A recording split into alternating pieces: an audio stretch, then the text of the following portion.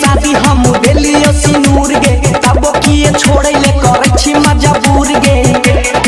टकान खोल के सुन ले जहिया माथा फेल होता आजू जेल कर भी काल्हू बेल होइता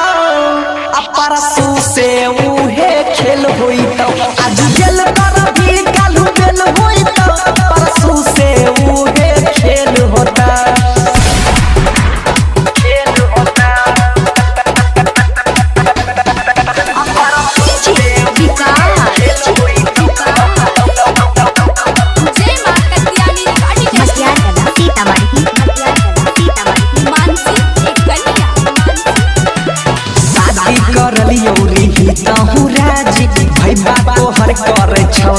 बाजी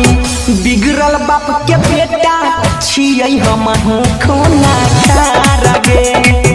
कहर देबौ गोली खोपरी में यार पार गे छोड़बौ नहीं हम चाहे केतनो झमेल होता आजू जेल कर भी काल्हू बेल होइता परसू से उहे खेल होइता आजू जेल कर भी काल्हू बेल होइता परसू से उहे खेल होता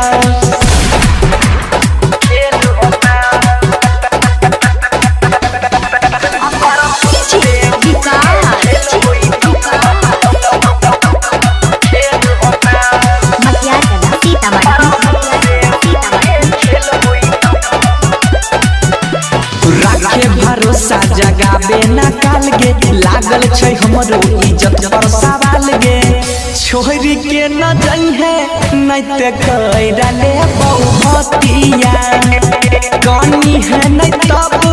फेरी फेरी कर बटिया बनसी धार सोनू के लगाइए दिया फेल होता आजू जेल कर भी काल्हू बेल होइता परसू से उहे खेल होता आज जेल कर भी काल्हू बेल होइता परसू से उहे खेल होता। जय मां कत्यानी रिकॉर्डिंग स्टूडियो मानसी एक कन्या।